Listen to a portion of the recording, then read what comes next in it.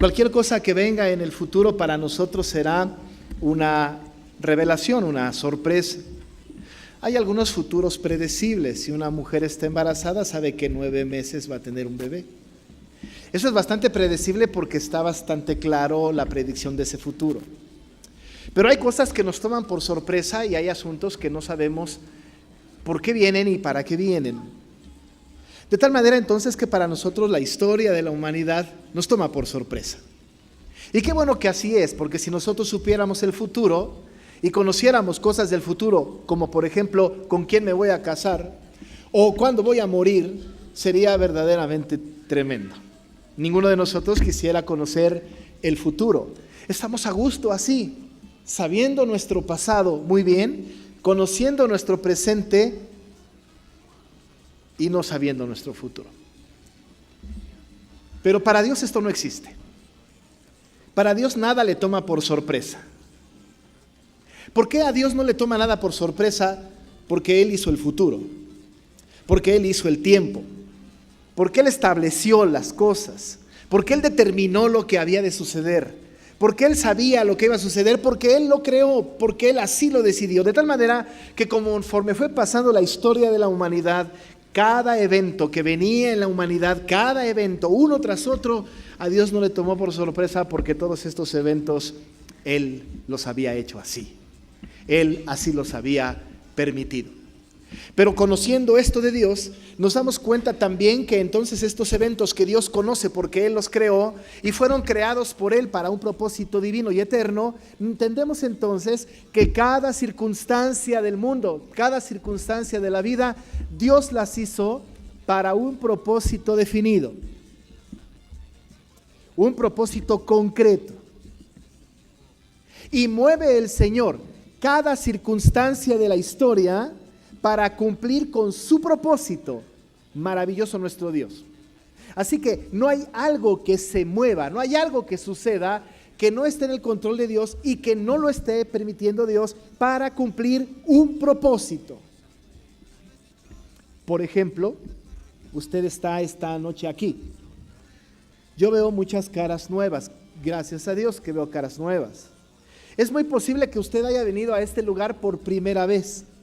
Es posible incluso que haya venido aquí por primera o por segunda vez y puede ser que hasta disgusto. A lo mejor usted tuvo por allá una esposa que le dijo, vamos al templo, es un ratito nada más. Y usted ya ha dicho, caramba, pero sí, y nos vamos a tardar, ¿cuánto no te vais a tardar? Y cuando salgamos del templo te sales rapidito para irnos, tú sabes el tráfico. Casi puedo adivinarlo.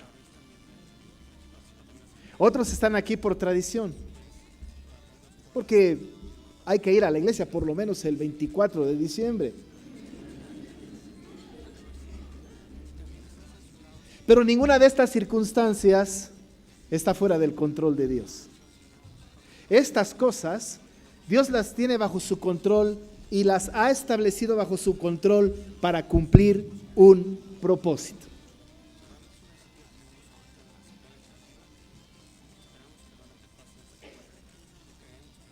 La historia del nacimiento de Cristo no fue circunstancial. Muchas cosas fueron sucediendo porque así estaban planeadas por Dios para cumplir un propósito especial de Dios. En un momento dado, se promulgó un edicto de parte de Augusto César y el edicto decía que todo el mundo tenía que ser empadronado. Esto fue una ocurrencia de Augusto César. A esto le parecía a él que era bueno contar las personas que vivían en esta región que él gobernaba. Y al hacer este edicto, él no sabía que Dios estaba manejando la historia para cumplir con su propósito. Dios sabía que había que nacer el Salvador. Dios sabía, porque Él había establecido así desde el principio, que el Salvador, cómo se iba a llamar, dónde iba a nacer, de quién iba a nacer, quiénes iban a estar alrededor. Y para que se cumpliese la voluntad de Dios, permite en esta persona de Augusto César que lance un edicto para que todo el mundo fuese empadronado. Usted sabe, en aquel tiempo como en nuestro tiempo, muchas personas vivían lejos de su ciudad de origen. Algunos habían nacido en alguna parte y se habían mudado a otra por cuestiones seguramente de trabajo. Algunos habían nacido en un lugar y se habían ido a otro lugar, seguro para estar con la familia de la esposa o del esposo. Por cualquier razón que haya sido, la gente que había nacido en algún lugar se había ido a vivir a otra parte. Algunos habían nacido en otra parte, pero los padres y los abuelos eran de una ciudad determinada. Y en aquel tiempo había que levantar el censo y las personas tenían que regresar a la ciudad de origen para que pudieran ser censados, para que pudieran ser allá contados. De tal manera entonces que estando José y María ya habiendo recibido el anuncio del nacimiento de Jesús, ella y José estando en Nazaret de Galilea, recibiendo este edicto de Augusto César de que todo el mundo fuese empadronado y que fuese a su casa, a su lugar, ellos tienen que trasladarse. ¿Por qué tienen que trasladarse? María está embarazada. En aquel tiempo no existían las comodidades de este tiempo, tenían que trasladarse grandes distancias y además lo tenían que hacer en un transporte no muy cómodo y a veces encima de un caballo, de una mula, a veces caminando, pero tenían que trasladar grandes distancias. ¿Por qué pasa esto? Porque Dios está en control de la historia y Dios no hace nada que no esté bajo su control para cumplir un propósito. Así que José y María tienen que salir de Galilea, la ciudad de Nazaret, para irse a otra provincia, Judea, en la ciudad de Belén. Y tienen que caminar, y tienen que ir para allá. El propósito que nosotros vemos a lo largo de la historia es para que Dios cumpla su propósito de que el niño que había de nacer de María tenía que nacer a fuerza en la ciudad de Belén. Dice la Biblia, en la ciudad de David. Esta ciudad es la ciudad de Belén. No hay ninguna casualidad en esto. Ninguno de nosotros puede decir, ay, qué bueno que Augusto César puso este edicto. Fue Dios el que movió todas las circunstancias de la historia para que su Hijo, para que Jesucristo, para que el Verbo encarnado naciera en Belén. A lo lejos de la historia podemos nosotros contemplar al maravilloso Dios omnipotente, omnisciente.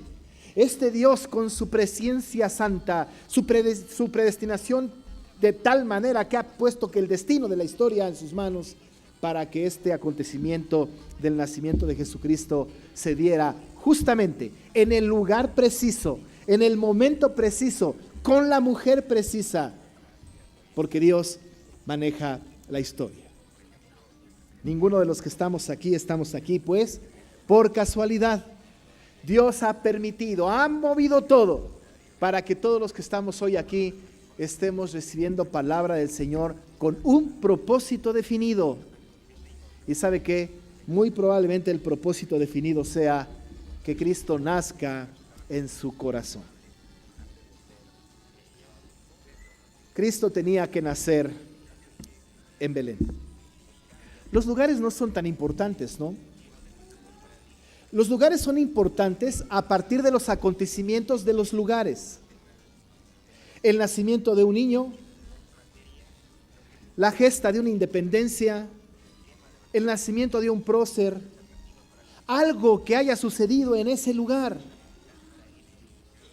Para nosotros Guelatao no tendría ningún sentido si no hubiésemos sabido que ahí nació Juárez. Hay lugares que no se hubiesen conocido nunca si no hubiese salido de allá una persona importante. Quizá nosotros diríamos ahora respecto de Guelatao que Guelatao no tiene para nosotros ningún significado, pero la persona que nació allá tiene gran significado para el pueblo mexicano. No alabamos al lugar, pero contemplamos el lugar como un asunto, como un evento, como un sitio en donde el Señor le plugo que ahí naciera el Salvador, Belén. Belén no es tan importante. De hecho, Miqueas, cuando habla de esta profecía, habla, no eres la más importante, eres la más pequeña de todas. No era tan importante Belén, pero de ahí vendrá, dice él, el que será el Salvador, el Señor.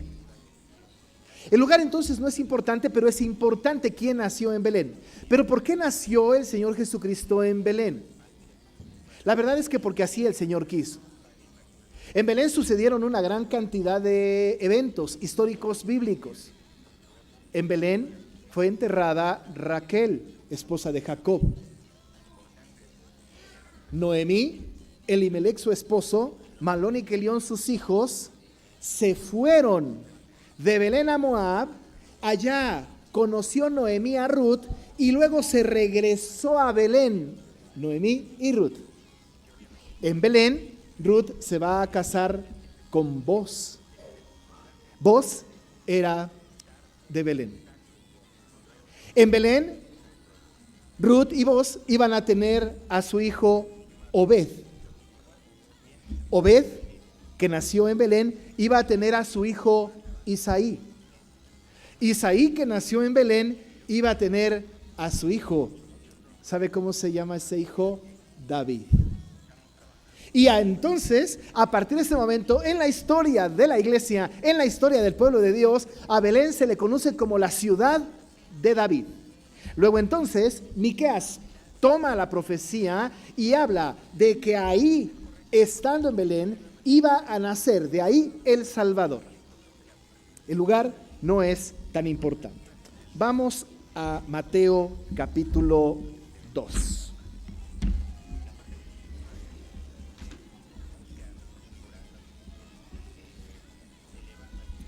Mateo capítulo 2. Vea usted lo que narra la historia de este capítulo 2 de Mateo. Llegaron unos magos a visitar a Herodes. Estos magos estaban siguiendo una estrella. Ellos sabían que el Salvador había nacido. Pero ¿dónde ha nacido el Salvador para que yo también vaya y le adore? Dijo hipócritamente aquel. Entonces mandó traer al Sanedrín, mandó traer a los principales, convoca a los principales sacerdotes y a los escribas del pueblo y les pregunta, ¿dónde había de nacer el Cristo? Lo que estaba diciendo Herodes es, ¿dónde había de nacer el Mesías? ¿Dónde había de nacer el Salvador?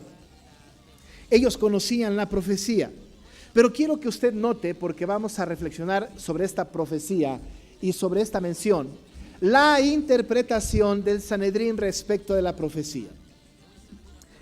Esta profecía, dicha por Miqueas, dice, Miqueas dijo, pero tú, Belén Éfrata, pequeña para estar entre las familias de Judá, de ti me saldrá el que será Señor en Israel, y sus salidas son desde el principio, desde los días de la eternidad.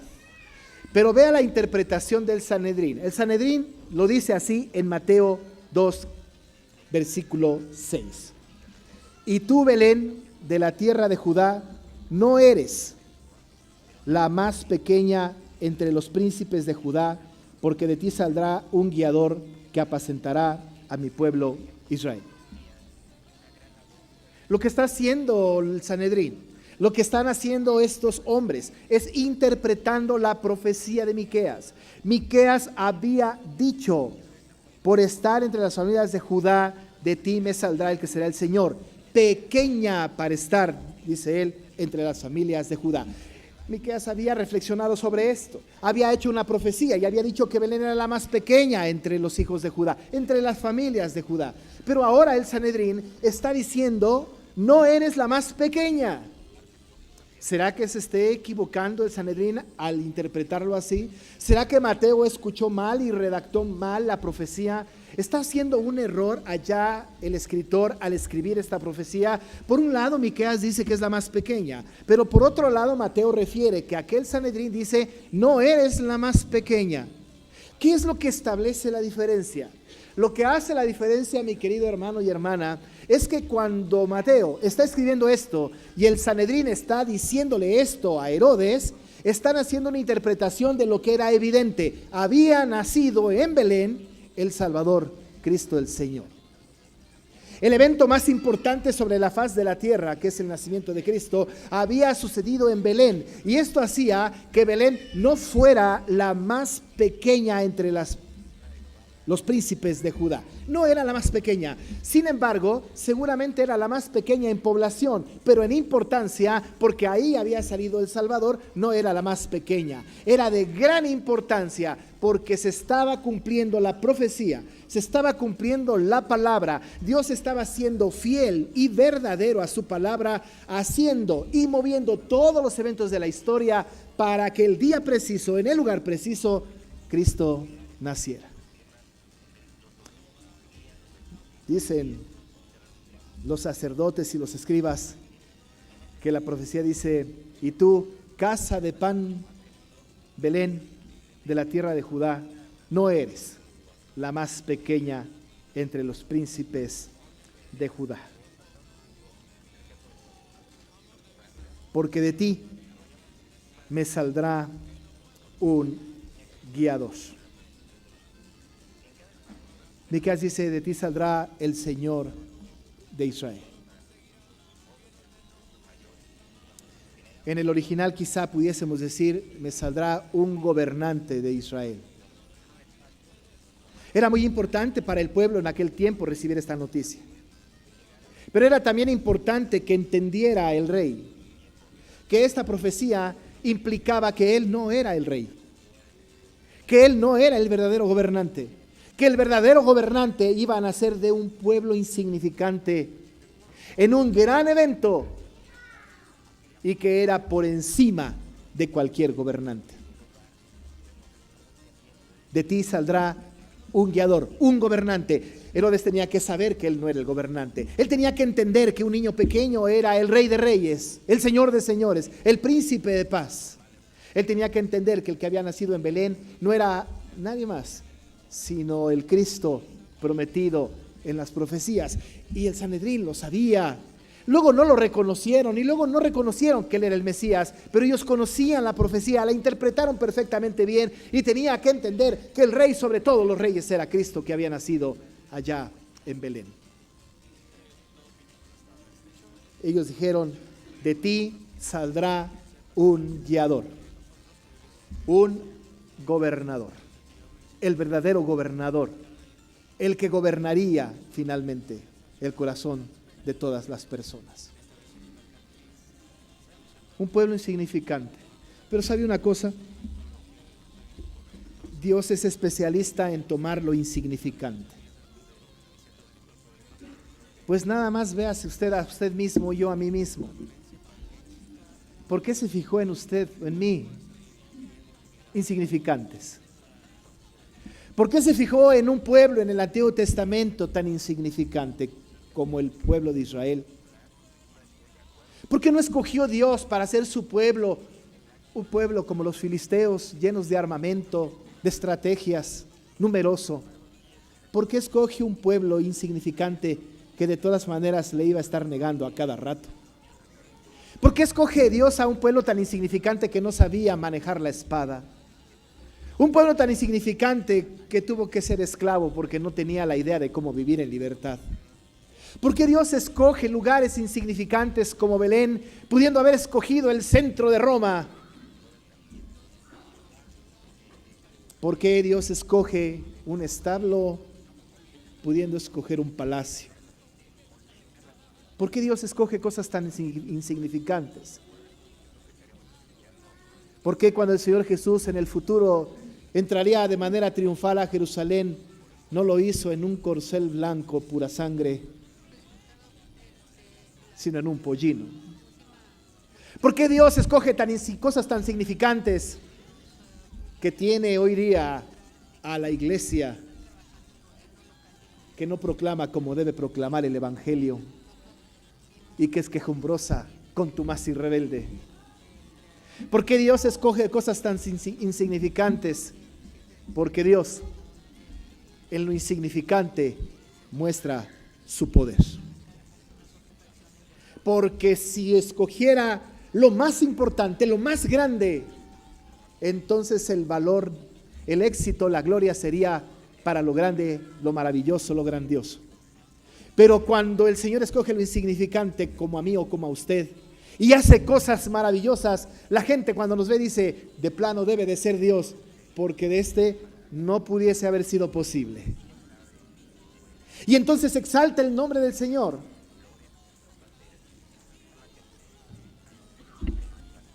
¿Por qué Dios escoge cosas tan insignificantes para mostrar su poder y su gloria? Y escogió a un lugar como Belén y lo fue preparando durante toda la historia del Antiguo Testamento. Y después de que Jesucristo nació en Belén, no más se menciona a Belén. Solo como referencia, porque la gente la conocía más como la ciudad de David que como Belén. Hoy día, amados hermanos, hay incluso personas que idolatran el lugar, adoran el lugar, adoran la ciudad de Jesús, cuando hay que adorar al Jesús de la ciudad. Sigue siendo insignificante hoy Belén, pero no es insignificante lo que sucedió allá, porque de ahí el Salvador del mundo nació, para la gloria del Señor. El único gobernador, el único rey, el único que gobernaba, el único que gobierna el mundo, el único que gobierna nuestro corazón. De allá surgió el Salvador. Pero Mateo sigue narrando esta interpretación del Sanedrín. No solamente ya ha dicho que no eres la más pequeña entre los príncipes de Judá, le dijeron a él, sino además de ti saldrá un guiador, un gobernador, pero además añade algo que no está en la profecía de Miqueas, que apacentará a mi pueblo Israel. Apacentará a mi pueblo Israel. ¿De dónde saca esto el Sanedrín? ¿Es que se les ocurrió? Desde luego que no, porque lo que ellos hacen es que recopilan la información del Antiguo Testamento y citan un pasaje de 2 de Samuel 5:2. 2 de Samuel 5:2 dice, y aún antes de ahora, cuando Saúl reinaba sobre nosotros, eras tú quien sacabas a Israel a la guerra y lo volvías a traer. Además, Jehová te ha dicho, tú apacentarás a mi pueblo Israel y tú serás príncipe sobre Israel. Déjeme decirle que esta historia narra a David. David, cuando va a ser ungido como rey. Y le están diciendo, tú salías a la batalla con nosotros. Le están diciendo esto a David. Y finalmente dice, tú apacentarás, le dicen a David, a mi pueblo Israel, y tú serás príncipe sobre Israel. Y nosotros sabemos a lo largo de la historia que David nació en Belén, que David venía el Salvador, porque Jesucristo también es el hijo de David. De tal manera que él tipificaba a Cristo y lo asomaba en el futuro como el que apacentaría al pueblo de Israel. El Sanedrín interpreta esto de Jesús y dice de este Jesús que iba a gobernar y que nacería en Belén, apacentará a mi pueblo Israel. Mi querido hermano y hermana, el Señor Jesucristo nació en un lugar insignificante para mostrar su poder. Pero además, escogió un pueblo insignificante como nosotros para mostrar su poder. Pero ¿sabe qué? En esta elección, en ese ser parte del pueblo, en el nacimiento de Jesucristo teníamos el sello de garantía de que Jesucristo iba a ser nuestro pastor. Porque apacentará a mi pueblo Israel. Aquel que había nacido en Belén era el buen pastor. Más adelante él va a decir, yo soy el buen pastor. Y el buen pastor su vida da por las ovejas. El pastor el que apacienta. Y David conocía esto, y los judíos conocían esto, porque David, tipificando a Cristo, era un buen pastor. David había dicho: Jehová es mi pastor y nada me faltará. David sabía pacer a las ovejas. David sabía cómo llevarlas a verdes prados. Sabía dónde llevarles a aguas de reposo. David cuidaba a sus ovejas, daba su vida por sus ovejas. Y en esta imagen, aquel Sanedrín, interpretando esto del propio David y de la descendencia de David, dice de Jesús: apacentará a mi pueblo Israel. Y cuando Jesucristo nació, mi querido hermano, Él apacienta a su pueblo, le da de comer, lo cuida, lo dirige por verdes prados, le da agua de reposo, le lleva por el camino de justicia por amor a su nombre. Cuando Jesucristo nace en Belén, nace nuestro pastor, nuestro guiador, nuestro libertador. A nosotros insignificantes nos ha nacido hoy en la ciudad de David un Salvador, que es Cristo, el Señor. Usted que nos visita hoy, usted que viene una vez al año nada más, usted viene una sola vez, pero el Señor le apacienta todos los días de su vida. El Señor apacienta a su pueblo, y como dijo Miqueas, Él es nuestra paz. Cuando el Señor Jesús nació, el Señor Jesús nació para ser el rey, el gobernante de un lugar insignificante a personas insignificantes, para apacentarles y para guiarles, para alimentarles y para dirigirles. Amados hermanos, hoy celebramos el nacimiento de Jesús. Recordamos los acontecimientos alrededor. El ángel anunciando a los pastores. La multitud de las huestes celestiales cantando gloria a su nombre. Los magos que vienen a ver al rey. Los pastores que llegaron ante su presencia. José y María como actores pasivos. Un Sanedrín interpretando la venida de Cristo. Un Dios manejando la historia. Nada sucede por casualidad. Toda la historia tiene un propósito y un propósito divino. Y que usted esté aquí tiene un propósito divino. Para que usted sepa que Jesucristo nació en Belén y que Él es su rey y que es su pastor. Y si usted ha estado vacilando en su vida con esto, entregue por fin su vida completa al buen pastor, el que nació en Belén. No podemos dejar pasar la oportunidad. No debemos dejar pasar la oportunidad de proclamar a aquel que nació en Belén y del cual Isaías dijo que era el admirable consejero, Dios fuerte, Padre eterno, príncipe de paz. A este Jesús es al que adoramos. Él es nuestro rey y Él es nuestro pastor.